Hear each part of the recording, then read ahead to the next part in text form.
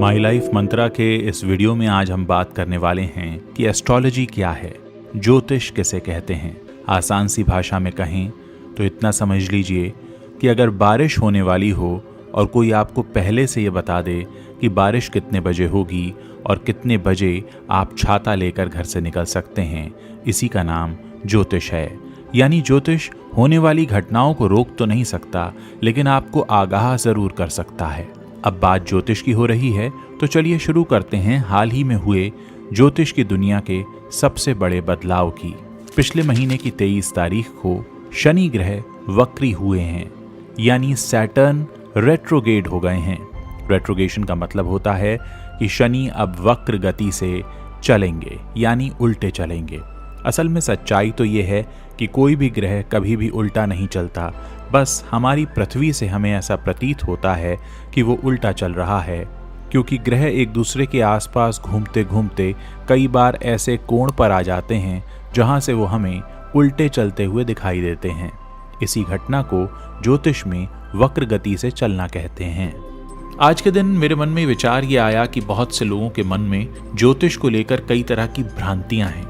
कुछ लोग इसे अंधविश्वास से जोड़ते हैं, कुछ लोग इसे धर्म से जोड़ते हैं, लेकिन मैं इसे एक पैथोलॉजिकल टेस्ट की तरह लेता हूं।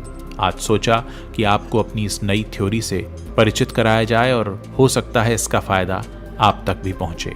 बहुत से लोग अपना बर्थ चार्ट दिखाने जाते हैं और उस वक्त उनके मन में कई तरह के सवाल होते हैं, लेकिन एक सवाल जो सबसे जरूरी है वो ये होता है, जो शायद पूछा जाना चाहिए लेकिन लोग नहीं पूछते, कि आखिर ज्योतिष की जरूरत क्या है, क्यों दिखाया जाए बर्थ चार्ट। मैंने इस सवाल को अपनी तरह से पूछा और पिछले कई सालों के दौरान ज्योतिष को लेकर मेरी जो रिसर्च रही है उसके आधार पर मैं आपको कुछ बातें इस वीडियो में बताने वाला हूँ। पहली बात तो यह है कि जिस तरह से आप बीमार होने पर अपना पैथोलॉजी टेस्ट कराते हैं, यानी आपके ब्लड में क्या है, कितनी मात्रा में है, क्या है जो कम है, किसकी डेफिशिएंसी है और क्या है जो ज़्यादा है, और ये पैथोलॉजिकल टेस्ट सामने आने के बाद आपके डॉक्टर को एक क्लैरिटी मिलती है कि आपको किस तरह की दवाएं देनी हैं। मसलन अगर आपके ब्लड में आयरन की कमी है तो आपको आयरन वाले कैप्सूल्स लिखे जाएंगे। अगर किसी और तत्व की अधिकता है तो उसको कंट्रोल कैसे करना है ये बताया जाएगा। जब भी आप किसी ज्योतिष के पास अपनी पथरी दिखाने जाते हैं तो वो सबसे पहले यही देखने की कोशिश करता है कि ऐसे कौन से प्लैनेट्स हैं जो आपके फेवर में हैं और ऐसे कौन से प्लैनेट्स हैं जो आपको नुकसान पहुंचा सकते हैं। हम सभी की बर्थ चार्ट में 12 खाने होते हैं। अगर हम लग्न चार्ट की बात करें, लग्न चार्ट में 12 खाने होते हैं, 9 प्लैनेट्स होते हैं और ये प्लैनेट्स अलग अलग राशियों में होते हैं। हर ग्रह की एक अलग चाल होती है। जैसे मैं आपको अगर आज शनि की बात कर रहा हूं तो आपको बता दूं कि शनि एक राशि में 2.5 साल तक रहते हैं, और अगर हम चंद्रमा की बात करें, मून की, तो मून एक राशि में सिर्फ 60 घंटे तक रहते हैं। तो ये जो क्रम है ग्रहों का, चाल का, इसी से निर्धारित होती है हमारे जीवन की बहुत सी महत्वपूर्ण घटनाएं।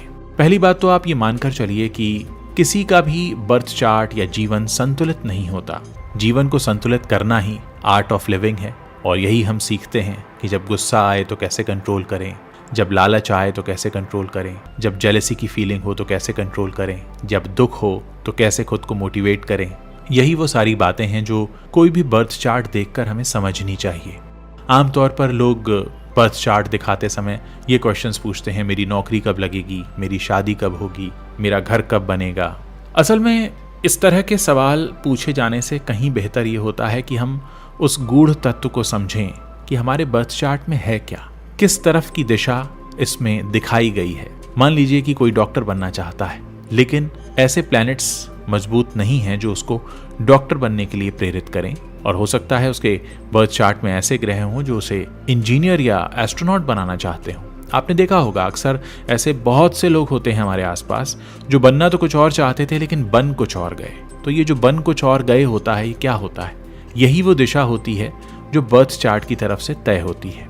आज हम शनि के रेट्रोग्रेशन से बात कर रहे हैं। शनि बहुत ही कर्म प्रधान ग्रह है, और बर्थ चार्ट दिखाने का मतलब ये नहीं है कि आप हाथ पर हाथ रखकर बैठ जाएं और कर्म ना करें, बल्कि बर्थ चार्ट दिखाने का मतलब ये होता है कि आप सही दिशा में कर्म करें। आप एक तरह से समझें तो बर्थ चार्ट आपके लिए गूगल मैप की तरह है। बर्थ चार्ट आपके लिए एक पैथोलॉजिकल रिपोर्ट की तरह है, जो उतना ही जरूरी है जितना कि एक डॉक्टर के लिए पैथोलॉजिकल रिपोर्ट होती है या एक ड्राइवर के लिए गूगल मैप होता है, क्योंकि आप उसे देखकर ही आगे बढ़ते हैं। गूगल मैप देखने का मतलब ये नहीं है कि आप ड्राइव करना बंद कर देते हैं, या डॉक्टर पैथोलॉजिकल रिपोर्ट को देखकर साइड में नहीं रख देता, बल्कि वो उसके हिसाब से चलना शुरू करता है। तो आज के वीडियो में आपको जो बताने का मकसद था मेरा वो यही था कि बर्थ चार्ट की जो इम्पोर्टेंस है वो इतनी है जितनी कि एक डॉक्टर के लिए उस पैथोलॉजिकल रिपोर्ट की होती है, उस एक्सरे की होती है, उस सीटी स्कैन रिपोर्ट की होती है, जिसको देखकर वो आगे की दवाएं प्रिस्क्राइब करता है।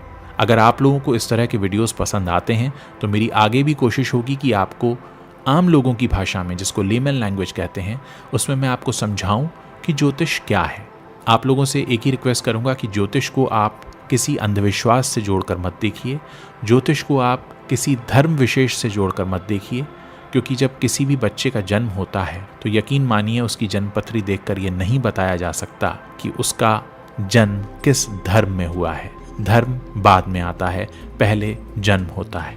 और ये जो जन्म के वक्त ग्रहों की स्थिति होती है ये काफ़ी हद तक कंट्रोल करती है हमारे उस जीवन को जो हमारे सामने आने वाला होता है। अगर आप इस वीडियो को पसंद करते हैं तो मुझे बताइए और मैं कोशिश करूंगा कि इस तरह के और वीडियोस आपके लिए लेकर आऊं और आपको आपकी ही भाषा में समझाऊं कि ज्योतिष क्या है, बर्थ चार्ट को कैसे देखा जाता है, बर्थ चार्ट देखते वक्त आप किस तरह के सवाल करें और किस तरह से उन सवालों के जवाब ढूंढें।